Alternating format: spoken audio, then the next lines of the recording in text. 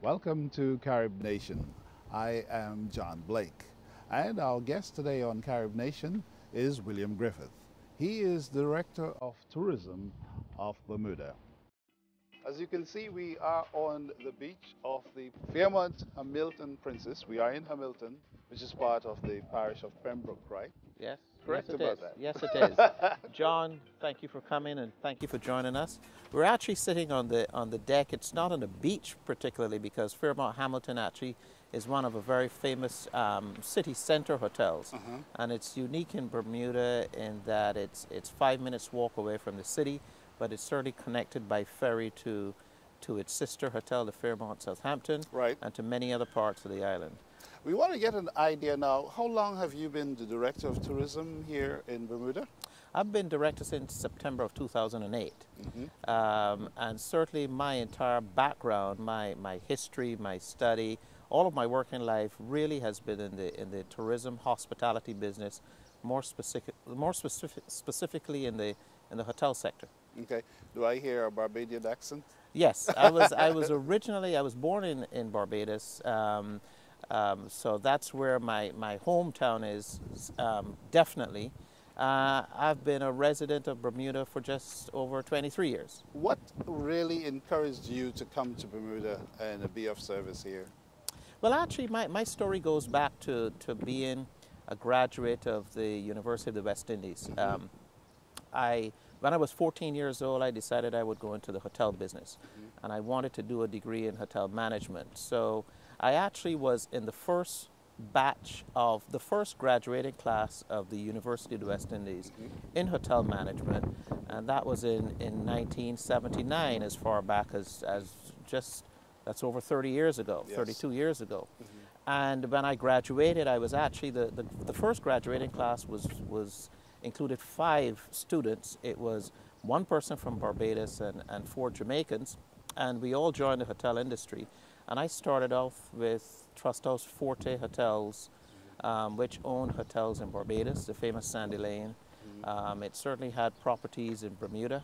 At the time, Bermudiana, Belmont, Harmony Club. It owned Jamaica Pegasus as well, and also the Guyana Pegasus.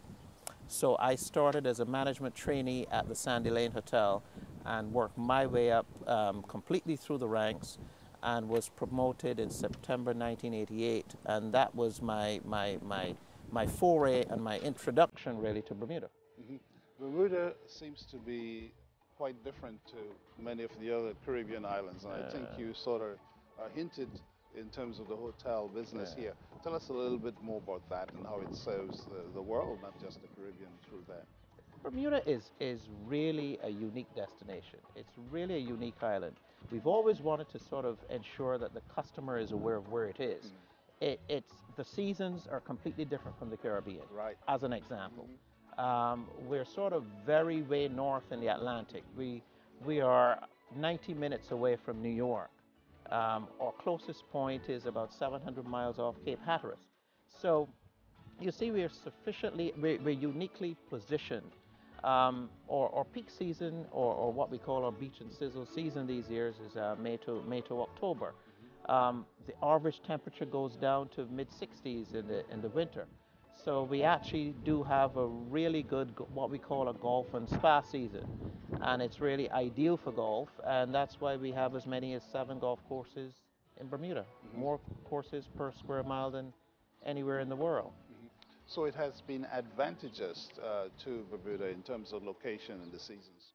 Location is ideal, and that's why we've been blessed over the years with significant service, especially from the northeast of the United States. We have regular service from New York, Boston, Philadelphia, Washington, from Baltimore. We have Atlanta, we certainly have Miami, and daily service as well from Toronto. Now, you've been Director of Tourism for the 2 years, you said. Yes. But it's not too short a time for you to have noticed some changes, because the world is changing so quickly. I mean, you're changing with demographics, you're changing with the internet, you know, everything, technology, everything is changing. What are some of the changes that you have experienced since you've been here? I actually think from you mentioned technology.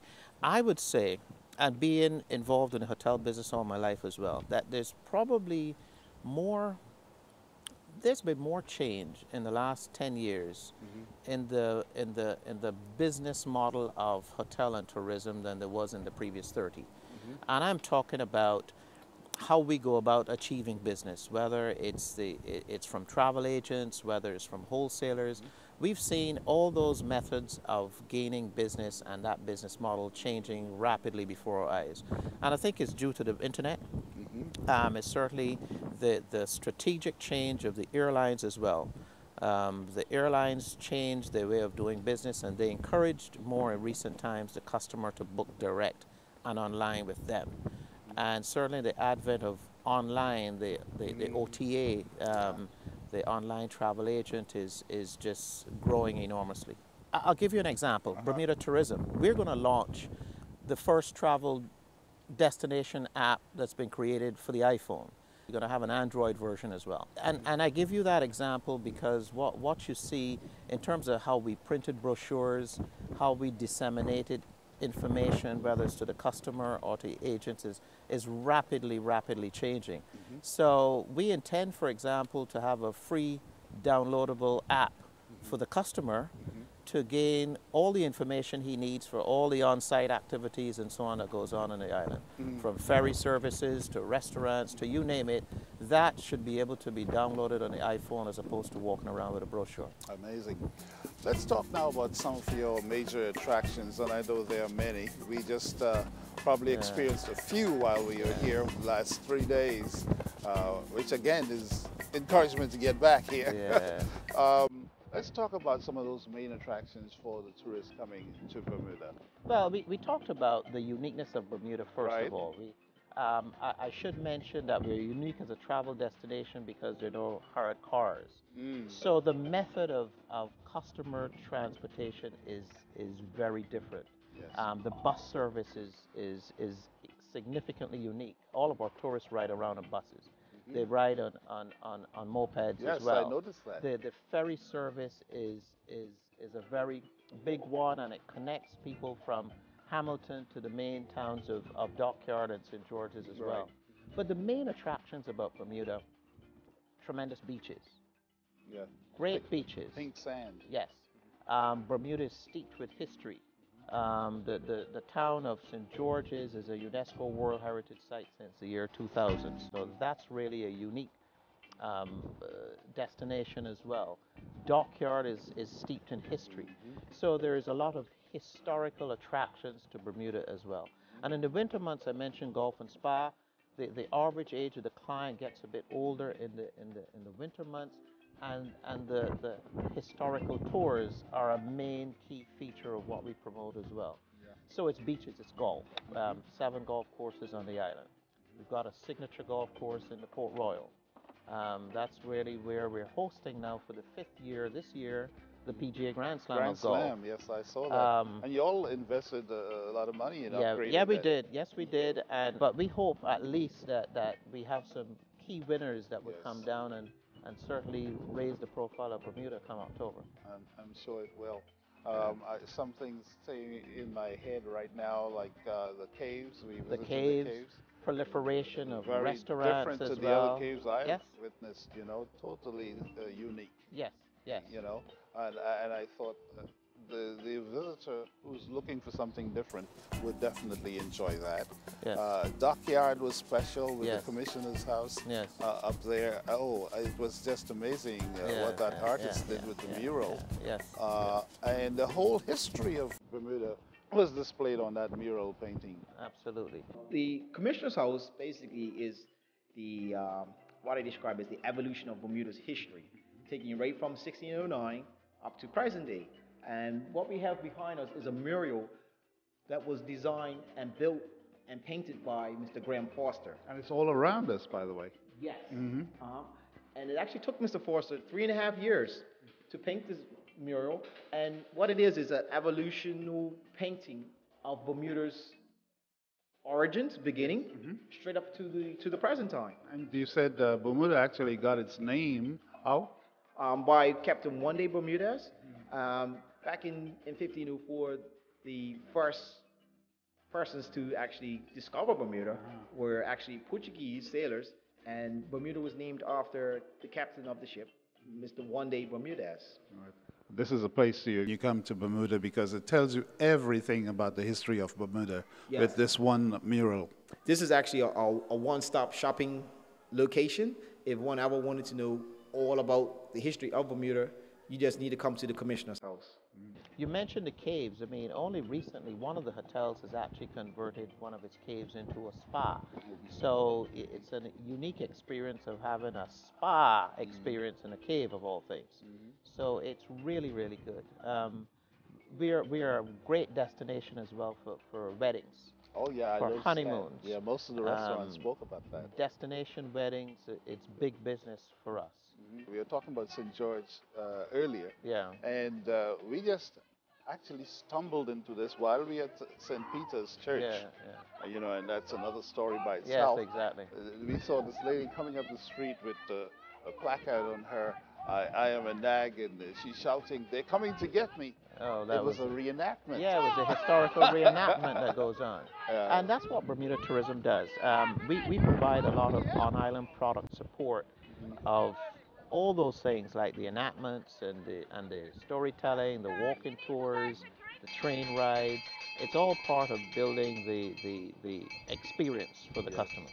And I mentioned St. Peter's Church in St. George, and that is a continuous church. It's functioning right now. It's the oldest church Correct, yes. in the hemisphere as well. So it's very special to Bermuda. Wonderful history, and thousands of visitors go through there every year to tour the St. Peter's Church in the old town of St. George's. There are services here every Wednesday morning at 7:30 and on a Sunday at 11:15. So it's in continuous use. Has been, yeah. Other than the age of the church, what are some of the striking facts that people seem to be amazed of when they visit? They like the altar because it came from the original 1612 church. That in fact blew down, but the altar was kept, and the beams because they came from probably from the original church as well. They are fascinated by the beams and just they come in awe and reverence that it's so old. And I explained to them that it was originally very multi-purpose because the magistrates' court was held here, and the House of Assembly passed laws here, and it was also a storage place for tobacco, strangely enough, which was sent to the New World, and they find that interesting.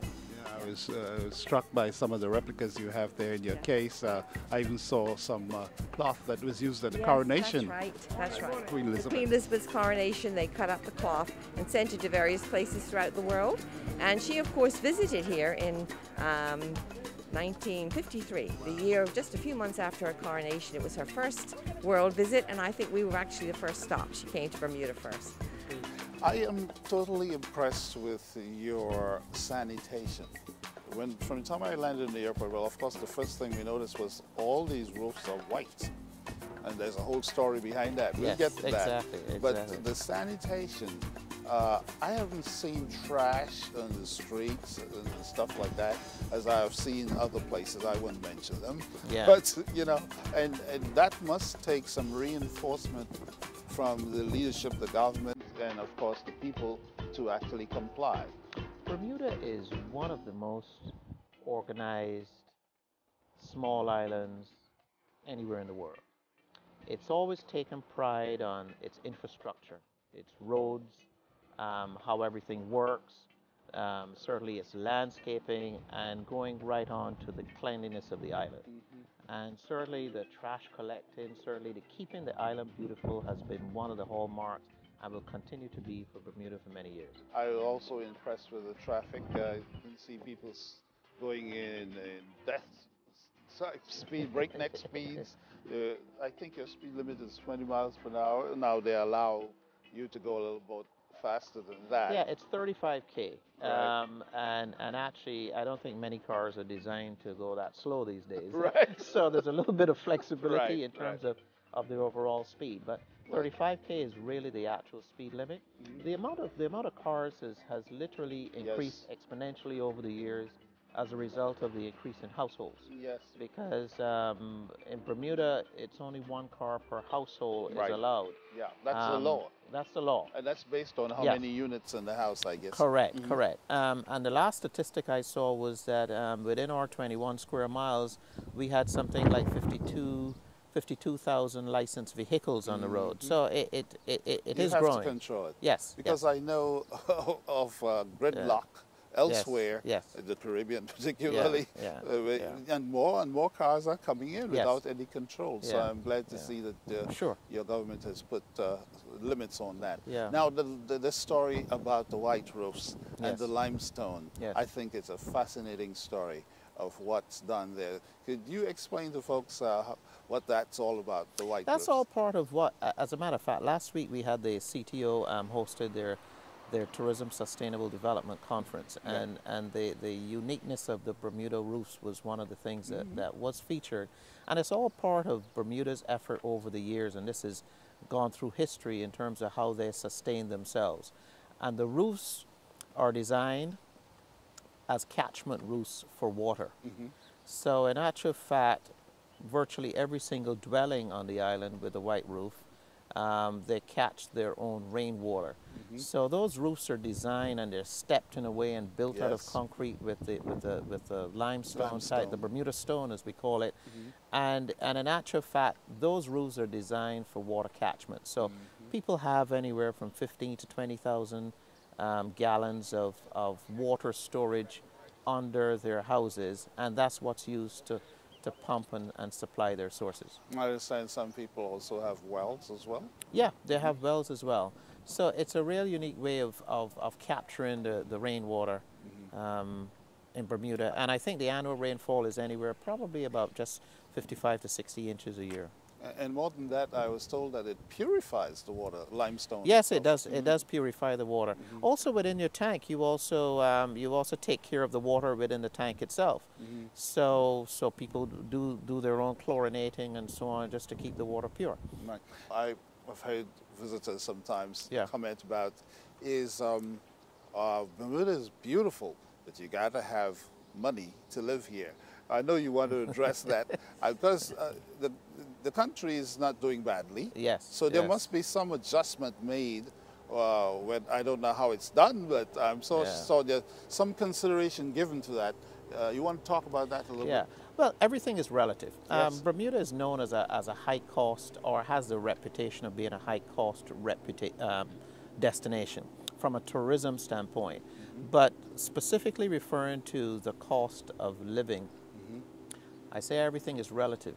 The per capita income in Bermuda is over $75,000 a year per capita. Right. So what is happening is that people earn quite a bit, but the cost of goods and services are also quite high as well. Right. What we've had to do though is to balance that affordability and that cost issue with attracting tourists. Yes. Because Bermuda is indeed an affluent society. Yeah. But certainly in our marketing, we go after an affluent customer. 135,000 household income and over is really what our target market is. But certainly what we've been doing in recent times is emphasizing the affordability. And certainly airfares, we really try to ensure that our airlines are giving affordable rates. Hotels are doing many specials and very good destination promotions as well. So we've been able to balance that in terms of the affordability of a Bermuda vacation. And I understand that the government has made allowances for low-cost housing Correct. for those who can't afford to maybe get $1 million house. Yes. Which seems to be normal for $1 million house here in Bermuda. Low-cost housing, I think those houses range 600,000. But with a per capita income of 78,000 a year, it really is a good salary to have. Yes, it is. But it's really a balance of really the cost and certainly the money that people And make. I want to explain to people that as we compare to the US dollar, it's equivalent one for one. It is equivalent. It is so equivalent. that's pretty high, 75,000. Yes. That's a pretty decent salary. Yeah. I also went to Tucker's Point as we talk about, unique situations Yeah. here in Bermuda. And this was a very impressive place. I understand Rossborough has a house here? Rossborough has a house here. Michael Bloomberg, the mayor of New Michael York, has a Bloomberg, house I here heard as well. about that, yeah. But certainly Tucker's Point is one of a magnificent new line of hotels that have just been reopened in Bermuda. Tucker's Point used to be the old Marriott Castle Harbor, I see. and it was demolished and completely rebuilt. And it's really one of the hotels on the island that has sort of heralded in what I call the new rebuilding and rejuvenation of Bermuda's hotels product. And the Reefs Hotel, which was voted the top hotel by Condé Nast Traveler only last year, they have just doubled in size literally, and they've added 19 new fractional suites to their product line as well. Well, welcome to Tucker's Point. We were speaking with Brian Young, the general manager over at Tucker's Point. Yeah. He told us about a very exciting expedition that's coming up, and that's a shipwreck that they discovered. And they have anthropologists coming up, and they have an exchange program where they allow them to do their work, and then in return, they're going to allow divers, tourists, divers, to go down and actually, I mean, that's amazing, that concept. It is amazing, and again, you just refer to diving. Diving is another big attraction on the island. Many shipwrecks all around the island. Yes. Very attractive for divers coming down annually. As we talk about shipwrecks, that's another uniqueness about here in Bermuda, because you got coral reefs. For the most part of the surrounding the island. Yes. So you got to be very careful. The ships coming in, I was told, have to be guided by pilots. Yes, precisely. Bermuda is again so unique in terms of its positioning. Right. If you flying on a clear day, and I think you came in on Thursday, and it was a tremendous day. Yeah, we saw and it. you look down, you're literally seeing the bottom of the ocean as you come into land, and you see this unique formation of reefs that protects the island all around. As a matter of fact, the two main fishing areas for deep sea fishing in Bermuda, it's called Challenger Banks and Argus Banks. Okay. And literally when you go, I think, just over an hour out or just half an hour out on a boat, you go from that very sort of almost shallow surroundings, and when you get past the reefs, you're looking at a 32-mile drop off just past those reefs. Wow. And ideal for deep sea fishing. I just keep seeing more and more to explore. Yes. The longer I'm in Bermuda. And I'm sure, we're going to make another visit here at some point and really explore what's happening in Bermuda as we move forward. I think we have heard about Bermuda, but we really didn't expect what we experienced here, with this short 3-day visit. It's unique. Yeah. It's a unique people. You mentioned exploring. Safety. Safety is a factor. I feel totally Safety safe. is a factor, and or visitors, they go on the bus, they go on the ferry, they go everywhere on the island, and they explore. And that's something that we reinforce when we do our marketing, that Bermuda is a place that can be explored from top to bottom. I'm sure there are many ways the interested tourists can get information about Bermuda or contact agents and so on. But what would be your advice to someone listening and viewing this program and want to come down here and experience what we talked about? What would be your chief advice, main advice to them? Well, in terms of gaining information, the first thing they should do is to go on our brand new site. We launched a brand new branded website, gotobermuda.com, and that gives you all the information on special hotel deals, certainly on special airfares. It gives you information on all the accommodation and things to do, and we also connect socially on that website. So it's Facebook and Twitter and YouTube as well, all on that one website, gotobermuda.com. Well, Mr. William Griffith, this has been splendid, our stay and our conversation as well. Thank you, sir. Thank you very much, John. I enjoyed dinner with you and the staff not so long ago, right here at the Fairmont Milton Princess. And I certainly look forward to having another visit here to explore all the more that we have to explore here in Bermuda. Thank you, John, and hope to have you back soon. And we certainly hope that you enjoyed our discussion with William Griffith, the Director of Tourism for Bermuda. And of course, the information should indeed inform you that this is a unique destination with unique experiences. Come on back and join Carib Nation TV for another interesting program on